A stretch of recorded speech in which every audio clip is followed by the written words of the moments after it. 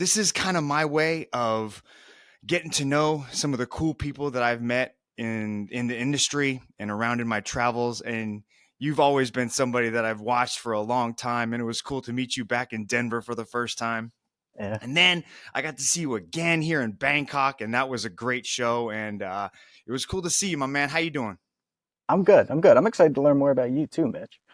This is not about me though. It's about you, bro. That's what I've seen you on these things, and you try to flip it around on these podcast interviews, dude. You start asking the guy I don't like questions. talking about myself. Yeah. But man, you've done some incredible things in your space, and I'm really excited to have you here just to kind of get inside your mind and let people kind of Mm. know a little bit more about you. Dude, you're approaching 5 million subscribers and followers across all platforms. It's really been tremendous to watch your brand, fight tips, everything kind of grow in the space. Let's get right into it, bro. What kind of, I saw this thing where the most aspirational occupation a child in the United States could have Yeah. is no longer doctor, lawyer, firefighter.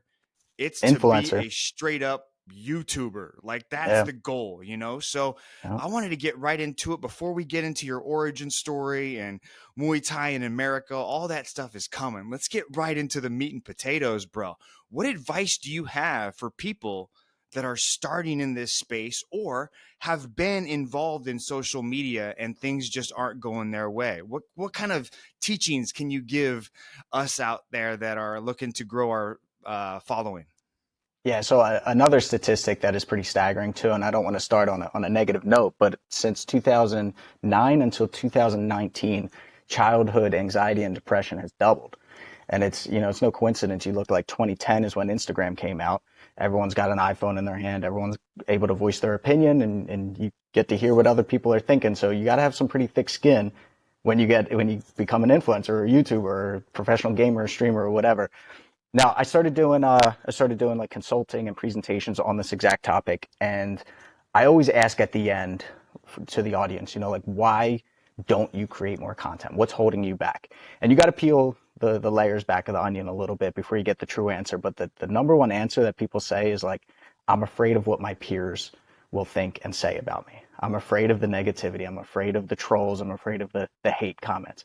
And I just say to them, I'm like, think about it. Like, you have such a unique offering as a coach. Like, what is it that you're actually scared of? That people are going to say you're wrong, that you don't have the credentials to say and do what you do? Because I know that's not the case. And you need to remember of all the good that you're going to do for these people, right? You're going to teach someone how to improve their roundhouse kick, but it's more than that. You're going to teach them how to become more confident, right? Go to the gym, sign up, meet new people, make friends. You're going to teach people how to stand up to their bullies, whoever, whether it's a physical bully or an emotional bully, whatever that may be. So focus on the positive, please, and stop worrying so much about what other people think about you. And no matter what, like, people are going to think things about you just based on the way you look. It doesn't even matter what you teach, what you say. People are always going to have an opinion. So don't let other people's opinion stop you from achieving your dreams. So the first thing is to create more content and then to not worry about what people are going to say. But bro, that's a lot easier said than done, man. Like I tell that to people all the time. Like, you just got to go out there and make it, just make the content, Mm. hit that post, and who knows how many people you're going to inspire along the way. But that's easier said than done, bro. Like, how do you like recommend that people try to get past that barrier to really getting started and to not care about what their friends might be saying behind their back? Well, I'll give you a metaphor. So you're driving down the highway, and someone cuts you off. Your first reaction is to what? Is to drive a little bit faster and maybe get them back and cut them off, right? But that person doesn't know who you are. They don't personally know you. They didn't drive next to you and go, oh, that's Mitch. I hate that guy. I'm going to cut him off, right? But you let that person become the most important person in your life. You let that stranger who probably didn't even see you dictate your next move, dictate your emotion, dictate, putting yourself at danger, putting your wife or your family in danger if they're in the car with you, simply because of a choice that they made. They didn't personally choose to affect you. And it's the same thing, even if they know you a little bit, even if they do personally know you, you still can't take that personally. That's something going on in their world that they decided to take it out on you. As long as your intentions are good, right? Like with whatever piece of content you put out there, as long as your intentions are good, then you shouldn't worry. You shouldn't think twice about what other people say, you Okay. know? Okay. So, one, make content. Two, don't think about what other people are going to be saying about you. And so once they do that, once they get over that first barrier, what's next? Like, what is it Yeah. about making, like, you've kind of been there, man, like since early days, like early days of YouTube, and like Yeah. really doing this thing for, what are you approaching, like 15 years now or something No, like that? today's 20 or this year's 20 years. So 20 years? Fight Tip started in 2004. It was Wow, bro. fighttips.tk. And then Two YouTube came out in decades. 2005. Yeah. Two Yeah. decades. So, okay, so let's say okay, so you make the content, you're making stuff, right? You're not caring about what people think. What's that next piece? Like, because a lot of people make content, it's just garbage. It's just not very good, right? They're Yeah. like, just stay consistent, and they're not making good stuff. What Yeah. is that third piece to the fight tips puzzle, or the Mm. fight tips social media conglomerate, this Yeah. giant Yeah. machine that's going on? Yeah. So I mean, I'd say, you know what? Like, listen to what people are saying. A lot of people say block out the hate and don't pay attention to it. But honestly, sometimes you get some good feedback on there. Like a lot of the content I get is from the comments, both positive and negative, right? So like, as long as you can, and sometimes I'll do that to my own content. I'll look at it from like a hater's point of view, and I go like, how can I optimize my content? Like what could I have said differently? How could I have hooked them earlier? So I don't know. I mean, honestly, like be consistent, be so consistent that you treat it like you're practicing a fight move, right? You got to do that every single day to get better at it, but you don't have to go then compete every single day. And it's the same with video creation. Like you can film and edit, but you don't have to post it. You don't have to go live with it. And I mean, I've been doing that for years where I would just film stuff and I'm getting the reps being more comfortable in front of the camera. I'm getting the reps editing, but I don't actually go live with it. So there's nothing really on the line, and I get a little bit better each and every time at presentation and video format. So that's another piece there is just keep going. Like you gotta set a schedule for an upload schedule. You gotta let your audience know what that upload schedule is, and you can't miss it. Like if you tell them you're gonna upload every Monday at 7 p.m., then you have to treat it just like a job, or just like you're teaching a class. You wouldn't just not show up to teach a class. You wouldn't just not show up to work. So don't like not post on Monday at 7 p.m. Like you got to treat it just like you do other things with respect. Is that something you recommend to people, like, to, if they want to take this thing seriously, to have a schedule, to follow some sort of program to get content out there, and to get people to expect that every Monday night they're going to get to watch a fight tips video? Oh yeah, yeah. Think about it like back in the day when it was television, right? It was like The Walking Dead comes on AMC Sundays at 8 p.m. or something, new episodes, and then it's like you got that reminder on your phone and you're waiting for it. So I mean, you got to make that as clear as possible. You got to have that in your channel art banner.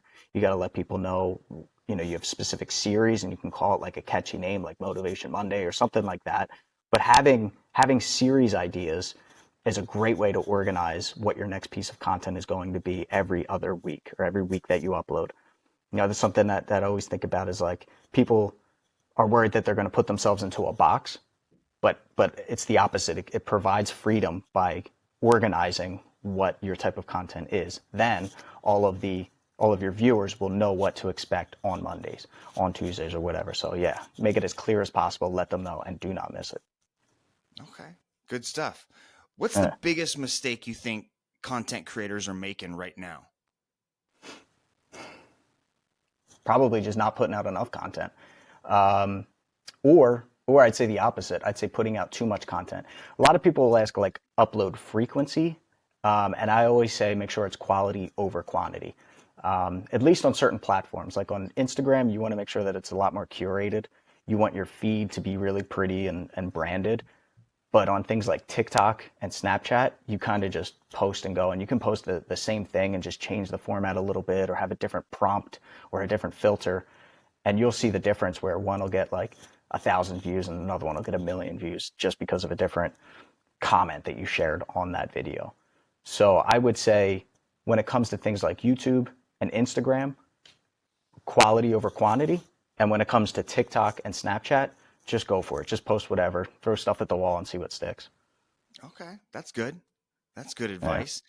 Now, with your brand, are you on everything? Like, are you on all platforms, Snapchat, Instagram, TikTok?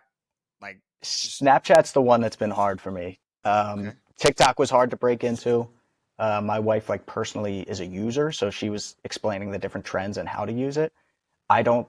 The one that I use the most as a user is Instagram. I just like the interface. I think it's really well made app. Um, but I'm on most apps besides like LinkedIn and Snapchat. Yeah, man, Instagram. That's how we kind of connected. Like, Yeah.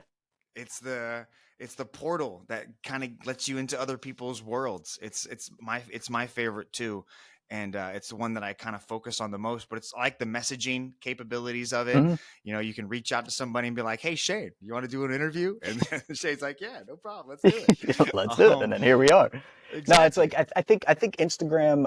Most people use that for their personal or for their business brand, right? Like if you look at a restaurant and you want to see if they have a live band playing, you don't go and look at their Snapchat. You don't go and look at their YouTube. You go and look at either their Facebook or their Instagram. So I think when you start to treat your own personal brand like a business, that's the one that you should be spending most of your time on because I think when people meet you at a networking event, one of the first ones they're going to look for is your Instagram. True. True. Uh, Now, with your brand and everything that you've been trying to do, you've been able to kind of turn your social media presence into a monetized company, right? Like you've kind of grown and now I mean, man, dude, you've got courses, you've got gear, you've got I mean, so much like speaking engagements. You've mhm, fully immersed yourself and now to this like it's not like a company, right? mhm. Yeah, and it has been for 10 years now that I've quit my day jobs, and my wife and I both have been doing Fight Tips and now Magnus, our other brand, full time. Magnus, that's the online sort of course creation, streaming, social like Subscription. Yeah, the community. easiest way to explain is like Netflix of MMA tutorials. Yeah, how's that going? Awesome. Yeah, I Awesome. just saw It's you drop the chef, yeah, Luke Luke Lisi. Lisi. I just saw I was like, I need to buy this now. Yeah, yeah. So, well, let me tell you why I'm like so passionate about this. So, this started right around COVID, when shutdowns were happening, and all my friends who own gyms are like, Shane, you got to teach me how to make videos, how to get on YouTube, how to monetize digitally, and get my members paying money for courses and stuff. And I'm getting like all these people are hitting me up at the same time, and I'm trying to help them individually. And I was like, what can I do to like answer everybody's questions and make money for everybody at the same time? And that's how we came up with the Martial Arts Global Network and Virtual Space, which is Magnus. So it's a profit sharing model. So all the coaches and the fighters and the athletes that we have on Magnus that have created courses, we split the profits at the end of the month and we divvy it out on a weighted scale based on what they've provided for us and how much are they promoting it. So the idea is like a rising tide raises all ships, right? We're all going to benefit from it. So when you go and buy Luke's course, Coach Brian Popejoy is going to benefit from it as well. Jackie Bonton's going to benefit from it as well. So the idea is just like we're going to grow this family of good people. That's like the one thing we only want to work with those who are like good people in the martial arts industry, and together we're all gonna rise. That's cool, bro. Yeah, That's right. like a very community involved sort of like aspirational sort of program you got there. That's cool, man. Yeah, yeah. So I'm super passionate about it, and we've been working so hard on it because we just hit a year, and I feel like we've only scratched the surface. We got like a big update that's coming next month. We got tons of new courses. We do live streams. We have community features. We hold events. We're going to start doing in-person events where like you can only join if you're a Magnus member. It's cool, man, and there's still a lot in the works. Nice, dude. So, Yeah. like, you're very comfortable in front of the camera because of your 20 years and thousands of videos that you've made. Like, how do you help people that aren't so good in front of the camera? Like some of these guys you might be working with, with Magnus and getting their courses set. How do you help them with this? Like this ability to be on camera, to be Mhm. personable, to let their personality and their character out. It's tough. That's the hardest part for sure. One thing that I've noticed is if they're not good in front of the camera, for some reason it's the camera that scares them, but they're good at public speaking. They're good at teaching classes. We'll have them just do a seminar and we'll record that. and we'll film it with multiple camera angles and professional lighting, and we'll make it look really nice. But they'll be in the zone because they're doing what they do. They teach, Yeah. but they're not worried about the camera being in front of them. So that seems to help. And then sometimes it's just a million takes. Sometimes we're there all day trying to get it. Believe me, into the wee hours of the night, we've done that too. Have you found anything that kind of helps people get more comfortable in front of the camera, like practicing, or like when they are doing the videos? Is there something you look for to kind of make them more comfortable in front of this one-on-one situation? Yeah, I think just kind of being like a director is really important. So setting the mood, maybe playing some music that they like, having them take breaks whenever they want, maybe looking directly at me like they're talking and teaching to me and not the camera. Like I said, for some reason, it's as soon as the camera comes out, they start fumbling over their words.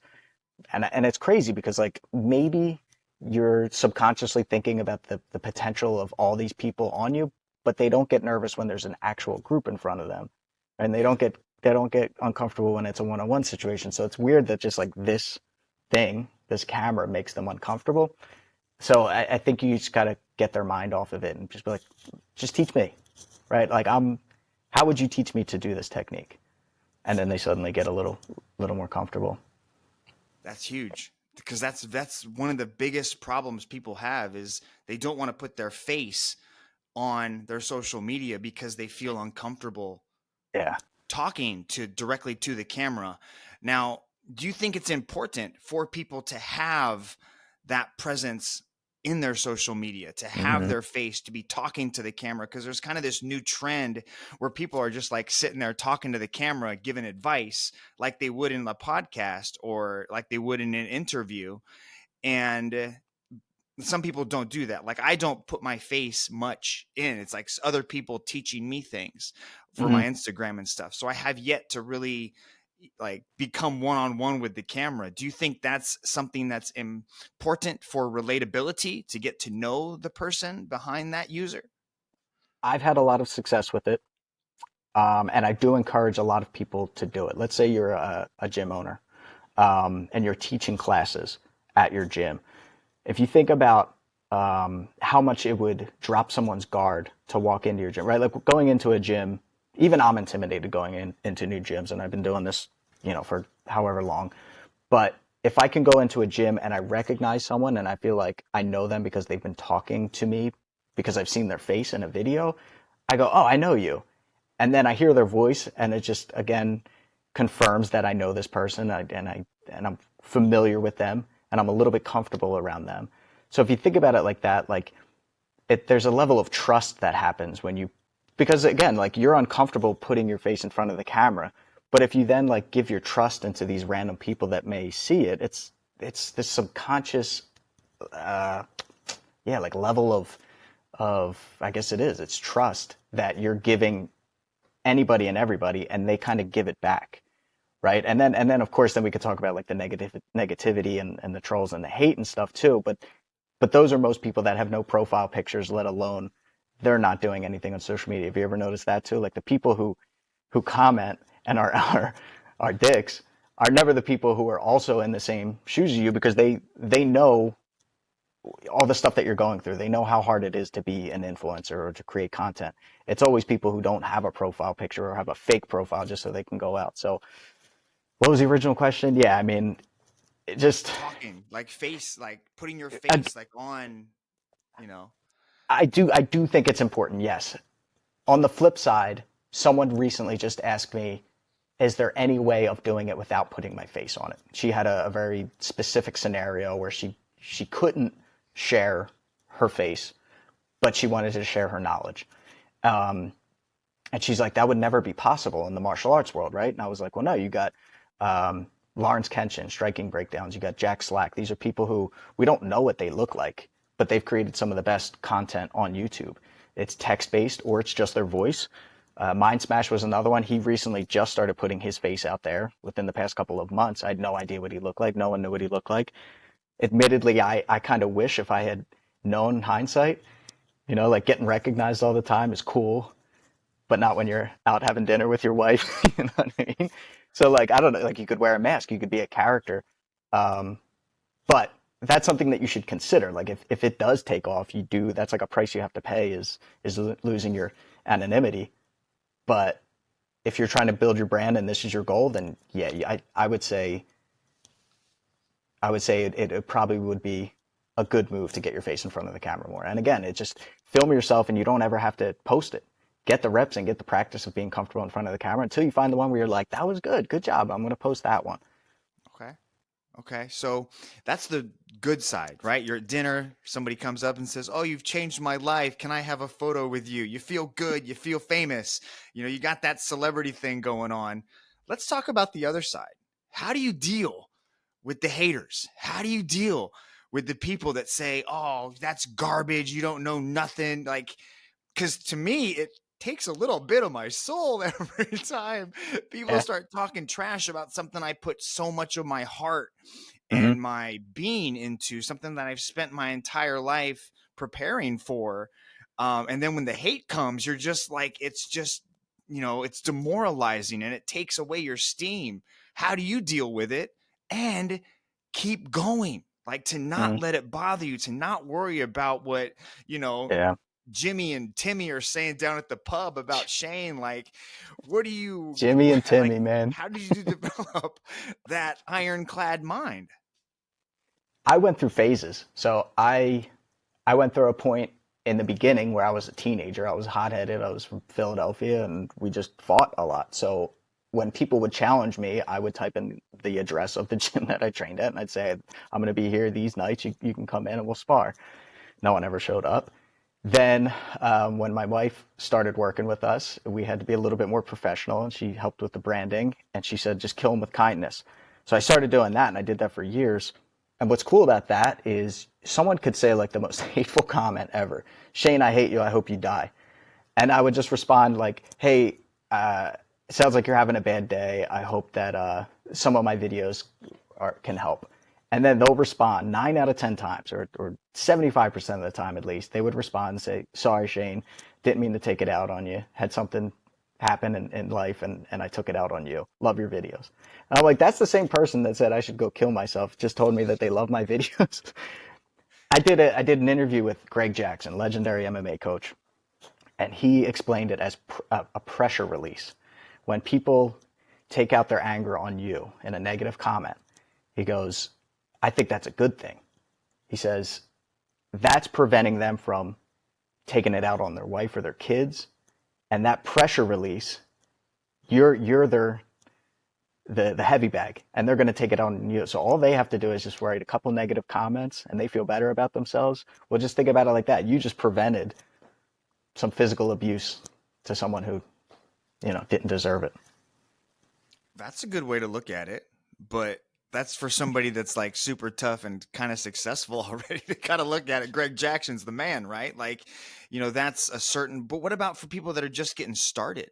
Like, do you have to be immune to it? Do you have to take it as kind of a compliment? Because Mm-hmm. nobody hates on a nobody, right? Like, but even Mm-hmm. bullies, like, they still pick on people that they see are smaller than them. They're still attacking Yeah. down, right? So Yeah. a lot of the things that we're talking about, like the cliches, like, "Oh, at least you're famous enough to get hate," that's not necessarily true, because people are looking for that pressure release in all different areas. They're trying to Yeah. attack people.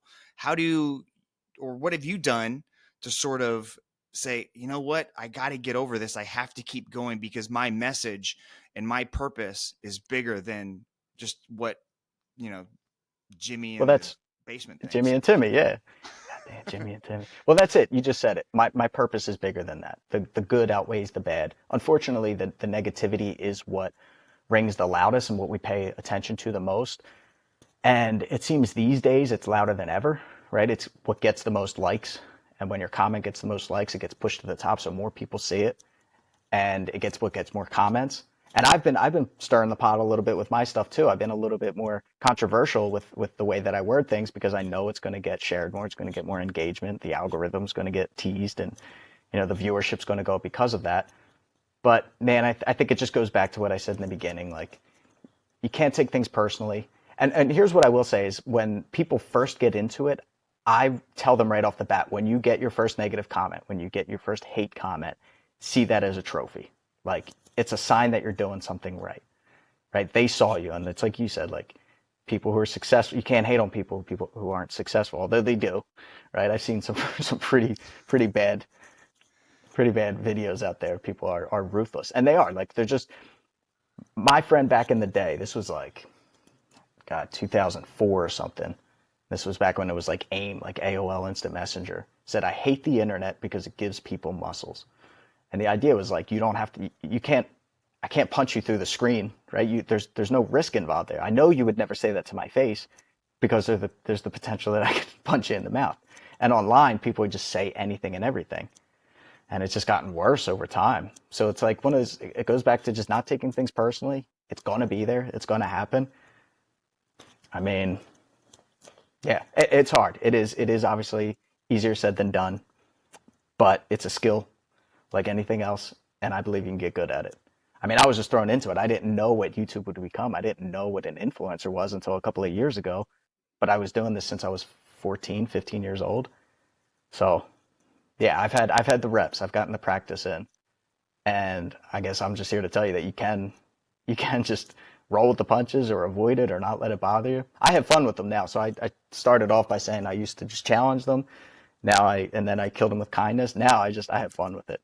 Like I dish it right back. And it's like, you know what, if you're gonna do it, I'm gonna do it right back to you. You know? I don't know I if like Mitch it, Chilson bro. could do that at being a face of one championship, but Well, it's been a interesting road to get to here. But let's talk about you a little bit now that we've done I think the meat and potatoes behind why people wanted to probably listen to this is to get some advice from the man that created one of the biggest martial arts YouTube channels around. So that was kind of cool to get your input on that. But you're from Philly, you're from PA, dude. I'm from Erie, Pennsylvania. So there's what? I something didn't know close to my that. heart, Yeah, bro. Oh Um, man. so I feel like we're kindred spirits. And working with your wife, I work with my wife too. So it's cool that you guys are still grinding together. What's that been like working with your wife so closely Mhm. all the time? Um, it had its ups and downs, to be honest.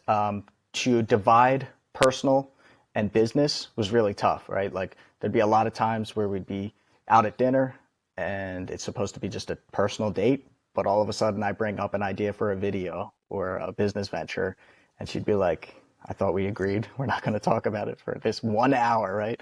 Um, and the trick to that is just good communication. We've gotten really good at it now. We I think created something really big. We have big things in the works, and yeah, I think she's like the perfect partner, and she's really helped me with my communication skills. Um, so yeah, it's absolutely doable. It's a challenge, and you have to be able to give and take. But I'm sure it's an awesome ride though. There's no one else I'd rather do it with. There you go. She's a lovely lady. We met the other day at in Yeah. Bangkok, so that was cool. Uh, Um, so with everything that you have going on, we've like a lot of people know about where you've been. Where do you want to go? What's the future look like for Fight Tips and Shane Fazen? Like, what are some of the things that you're trying to accomplish next? Like, you've done so much, like with this Magnus course and everything that you have coming mm. on. What other sort of aspirations do you have? What are the things do you want to check off the bucket list before your time's done? Yeah, so Magnus is definitely the big one. I definitely have personal goals. My like medium to long term, honestly, is to get off social media and to kind of What? just disappear a little bit. Doing a long time, man. Ran its course. No, I to be honest, like yeah, Magnus is a way to where I can continue doing what I'm doing. I can continue teaching and putting out good content, um, but it will be filtered by the paywall so that I won't have to deal with the negativity as much. Um, I want to do more physical stuff. I want to live off my land. I want to sculpt. I want to draw. And like my personal big one is I've been working on an animated series, like a whole universe. So think like Dragon Ball or Marvel, and that I'm looking to launch next year, 2025. But it's going to be like a more realistic, loosely based on growing up in Philadelphia and using martial arts as a way to avoid crime and drugs and all the other bad stuff. So that's my big one. Wow, sculptor. like you're a serious artist, painting. Like like do you draw the comic books as well? Like is that kind of the animated series that you're looking at, I'm or not is going it to be more? doing it personally. I have like Okay. concept drawings that I do, but I have an artist that I work with very closely that's good. So I just kind of like get my ideas out of my head in a very crude way. I guess I'm pretty decent. I went to school for architecture and design in high school, and that was like a 4 years of focused on drawing still lifes and things like that. So I have a little bit of practice, but I'm not good by any means. Like you could probably just, you know, live off of YouTube money right now, like, and with these courses and magnets that you have going on, you probably, you know, could make enough to be financially free and not really pursue these other things. Where does the drive come from to try these new things, to experiment and to chase these other passions when you're kind of comfortable enough to just chill and live off the land and like have a little farm out there in the country somewhere Yeah. with your dog? Two dogs now. Yeah. Two Um, dogs now. yeah, we got a puppy, another, Oh, well, cute. What kind Malamute, of but puppy? yeah, Malamute. He's huge. Oh, He's already bigger than my other dog, and he's are 8 months. both? Because one looks like a husky. I'm a big husky guy, so Yeah, yeah. Sully's a husky, as far as we Sully's a know. They're husky. both they're Okay. both rescues, but I think he's husky. He might be part Malamute, and then Juno is like 100 pound, 8 month old Malamute. Um, but yeah, to your question, money has never been important to me.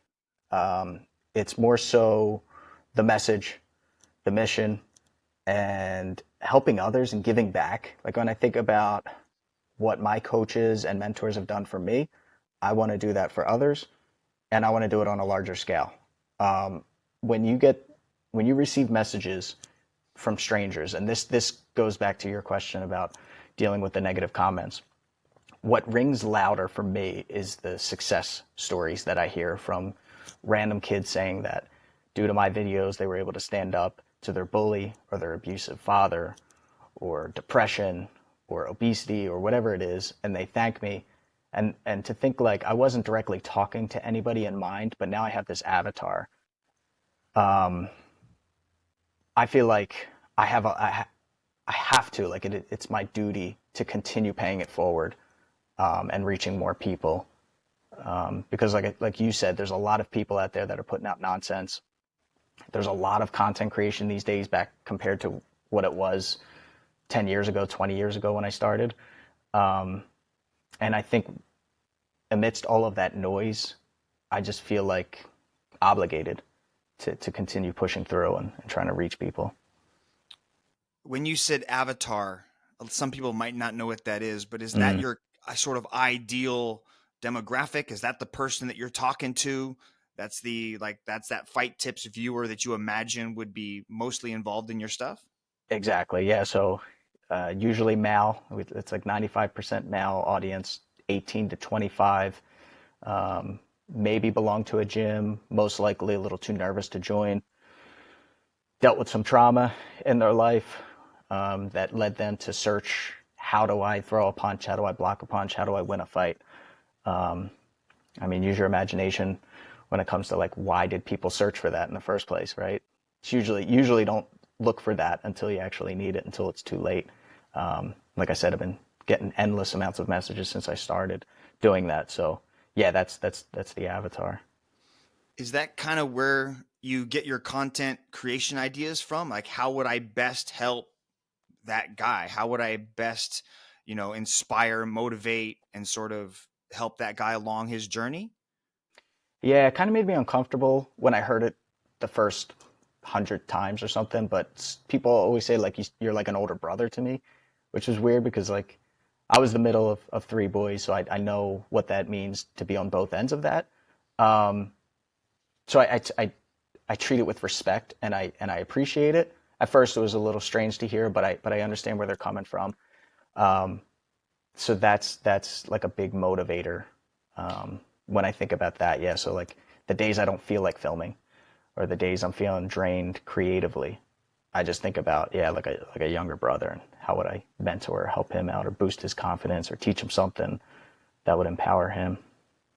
Where does that desire to help come from? Like, is there something, like, is it a way for you to work through some of your stuff, or Man, is Mitch, you're asking there? the tough questions. I'm. They're I've never good. heard you It's talk like you this do much this in for a an living. interview, so I'm just digging. I'm just like, You are. but like, is there like what? Like, are you dealing with something of your own that kind of like forces you to want to help in such a capacity? I feel like I had a lot of the only term I can think right now is like guardian angels growing up. Um, People who like helped me make smart decisions, people who like literally saved my life from really like risky scenarios. And yeah, I don't know. There's like this obligation to pay it back. You know, like I don't know why they did it for me. They just did. And yeah, I guess that's it. So you're trying to be somebody's guardian angel. Nah, see, I don't know. Is that weird? That's I just couldn't No, think of it's a not. better That's I great. couldn't think of a better term. Dude, I guess so. that's huge, man. The world needs more people that, that want to sort of, give in that way, to be that sort of mentor or teacher or even just friend, or Uncle Shane, on the That's YouTube, that can, teach him how to throw a punch. that's a good point though. Like when I think about it like that, when you say it like that, like more people need to align like that and consider themselves potentially guardian angels for other people. That's exciting to think about. I think we do need more of that in this world. 'Cause the world's rough right now, bro. The world, like you said, most people are on their phone, right? And they're sitting there all day being like, why isn't my life like this? Why Yeah, don't, and they get filled with, this anger, and like your perfect avatar was me 20 years ago, like maybe 30. Says my age right there, but that was me, like that was looking for, some teacher, some inspiration, somebody that could help guide me, because I didn't have a dad that wasn't around. Like, I looked for martial arts to do that, to be that, inspiration in my life. And that's kind of, that's where the path that you're following, and that's awesome, bro. That's really cool. Is that how you kind of got started in martial arts? Was through one of these guardian angels, or was it like movies, or what you got you going in the violence? um, yeah. So being the middle of three boys, my dad was a Philly cop, and at like 8 or 9 years old, I guess this was when my older brother started getting into trouble. My dad sits me down and he goes, "Son, you got to pick up an instrument. You got to join a sport. You got to do something. You can't just hang on the streets with your friends and get into trouble." So we tried foot hockey, roller hockey. I was terrible at it. I took drawing classes. It was What's cool, but foot I didn't hockey? love it. Like indoor foot hockey, like no skates, What no is, blades. Nah. really? That's like a poor version of Well, we were hockey. up in Like, you Erie. Like can't it's afford always a icy stick. up in Erie. Down in Philly, it was warmer. We didn't have the ice. Yeah, foot Okay, foot hockey hockey. Okay, no with the good at foot ball. hockey, no good With at the roller ball. hockey. What else? Terrible. Terrible. So I did like drawing classes. That was cool, but I didn't love it. And then my dad goes, "Well, let me take you to the same Taekwondo school that he had gotten his black belt from under Master Minger and Lee's Taekwondo." And I dug it, and we started doing like point sparring. But I felt like I was missing the full contact competition aspect. So then after I got my black belt, I'm 15. I joined Dada's fight camps in South Philly. Then I start doing local tournaments and smokers. Um, then when I turned 19, I went to Thailand and I had a match there. Won that fight, but I hurt my foot. So when I came back, I started boxing competitively. Um, and the whole time, like being in Philly is like there's the temptation of partying and I don't know, just like taking up a blue collar working job rather than chasing your dreams, right? And a lot of people kind of say like they kind of bash on the dreams a little bit. I mean, but then also I had a lot of people who were the guardian angels going, "Yo, that's awesome that you have this website. I don't even know how to make a website, but you've got like a successful one. Keep doing it." So there was both. There was the hate, there was the support, just like there is in everybody's life. I chose to focus on the support and just keep going. So what are you studying now? What's like, because I watched your content sort of change, and it's kind of Mm, evolved as all martial artists should. yeah. It's like I know it's kind of like a diary, or it's kind of like a training Yeah. journal of the things you've learned, which is pretty cool. Yeah. Like, where are you most interested in now, and what are you spending most of your time doing, studying wise, martial arts? Oh man, you want like the specific stuff? Um, well, jujitsu. I finally caught the jujitsu bug after a million years. I was very resistant to it. I always, I always said it was like eating your vegetables. Like I know it's good for you, I just don't enjoy it. But I finally found a good team, a good instructors at Beacon MMA, and I got the bug, man, and I love it, both gi and no gi. Um, What's your but belt? I'm not blue, Blue. blue, Okay. no stripes. Okay. Yeah. That's Yeah. okay. That's you're good enough to kill about 90% of the people out there. So Exactly, yeah. But like it's one of those things like I truly don't care about the belt. I'm just hungry to learn and get on the mats more. yeah. I know I'll get my black belt. It's not an if, it's a when. Um, so yeah, I got to shout out Coach Bob Peach. He's someone that I started training with when I was 15, 2005. And then it's come full circle to where I'm coaching now at his gym. And when it comes to like what am I focusing on as a striking coach, strategies, um, mind games. I like a lot of hand play. I like clinching. I like circling away from power side and uh, encouraging your opponent to throw certain strikes so that you can um, better predict what they're going to throw and then manipulate or negate that. I'm trying to talk in like the most simplest of terms, but I got like a whole program that I've been working on that's like hugely inspired by Brian Popejoy, who's done a course on Magnus. Damian Alamos is another fighter that I've learned so much from that I just like when we film these courses, it's just like light bulb after light bulb going off. And the way that my mind works, it's a lot of like taking pieces and fitting them together to complete the puzzle. So like I think back to the question that you asked previously, like what keeps me going? It's that feeling like the puzzle isn't yet complete. Um, and yeah, it's been fun. Like I'm really like confident in myself as a striking coach. So when our guys go out to tournaments and stuff, like I can really analyze round by round how we can adjust and do better. And yeah, it's been good.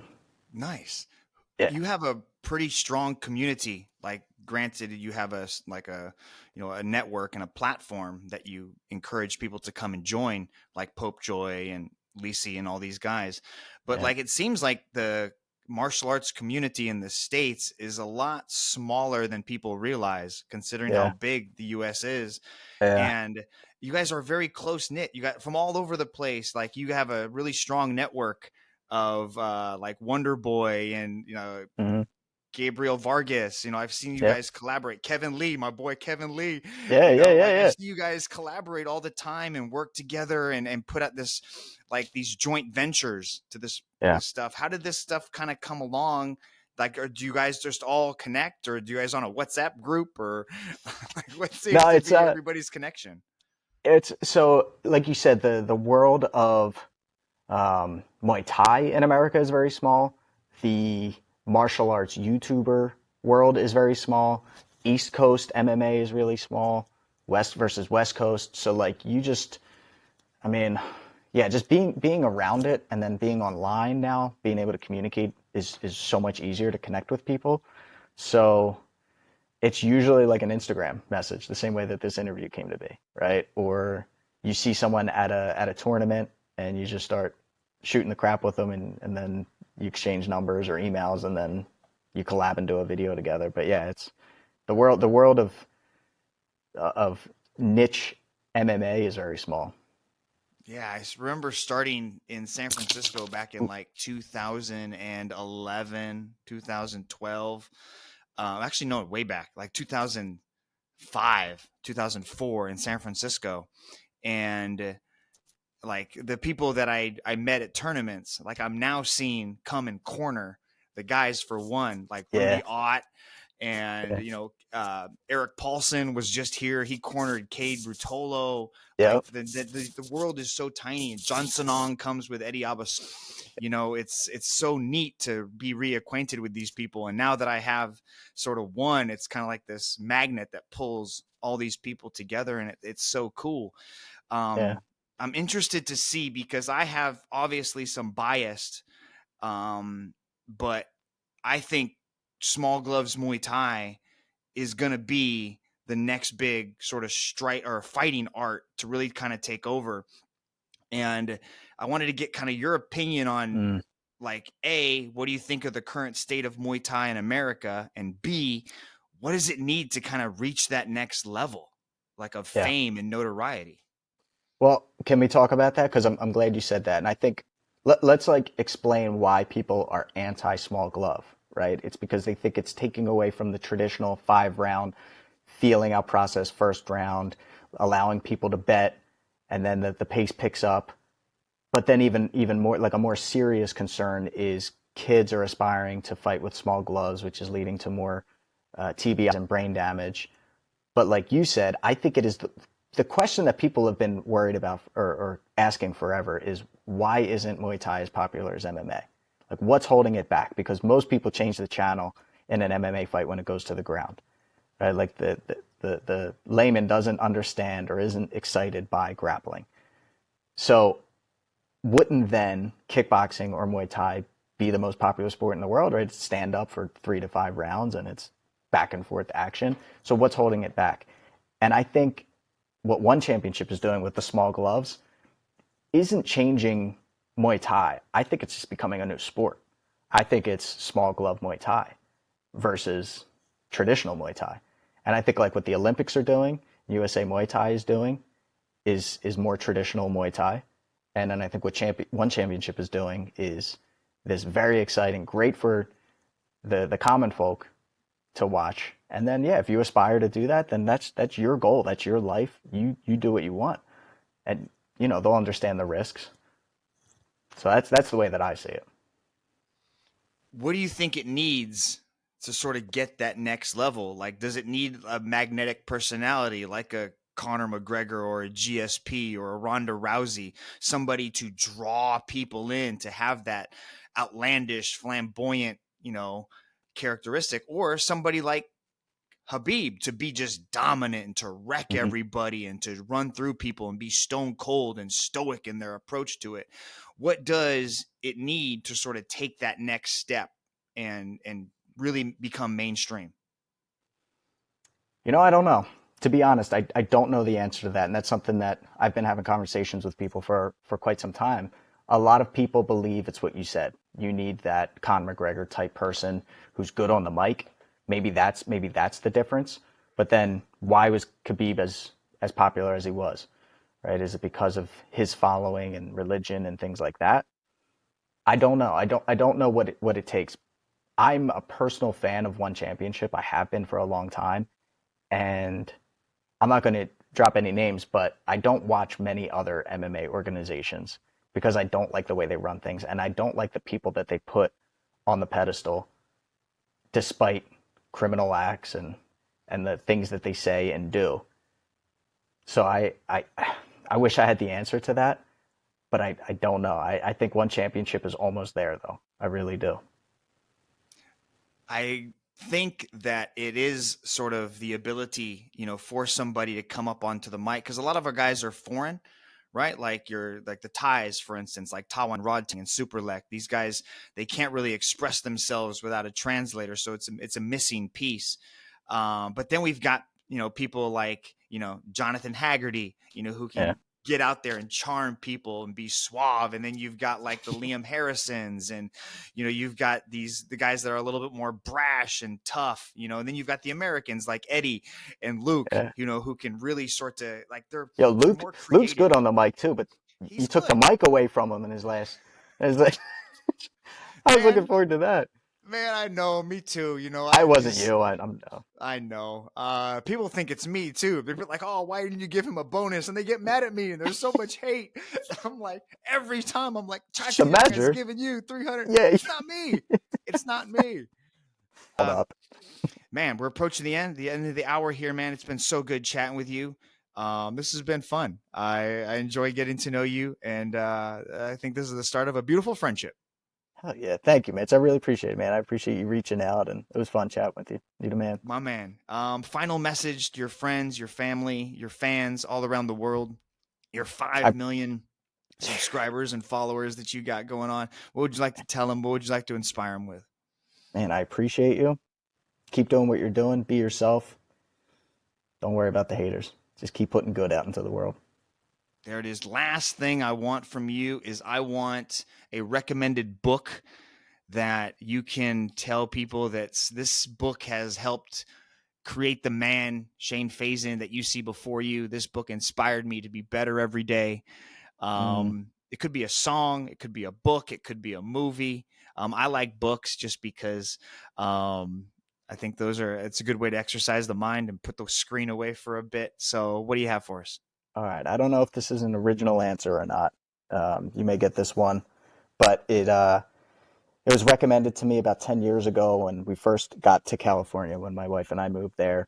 And it was within like the first week, I found a gym, and one of the coaches there said, "Oh, in your line of work, you have to read The Four Agreements by Don Miguel Ruiz." And in that, I mean, we've been talking about this whole conversation. In that, one of the four agreements is don't take things personally. And Don Miguel Ruiz kind of breaks down exactly how you can achieve that. So it's an easy read, big text. So if you're not a reader, get the audiobook. But that's one that I keep out in the open on the coffee table. There you have it. Thank you very much, brother. Now, you're obviously very active on Instagram at Shane Fazen. You've got fight tips on YouTube. You've got this Magnus that's not actually spelled with a U; it's spelled with a V. Right. We'll try Yeah. to put all that information out there. But where else do you like to put out most of your stuff? How can people get to know you a little bit better? Well, you can find me, Shane Fazen, Fazen, Fight Tips, Magnus. If you want to train with me in person, I'm teaching in Cherry Hill, New Jersey at Beacon MMA. Come through, come check us out. I'm there Tuesday evenings and Saturdays helping out with fight teams. So, yeah, you can find me. If you're looking for me, you'll find me. Awesome, my man. I can't wait to do this again. Part two, Yeah, I will be requesting in the very near future because, man, I still got a bunch of questions that I need to ask you that I didn't even get to. let's do it, So man. Let's do it. we're going to save that for part two. But thank you very much for your time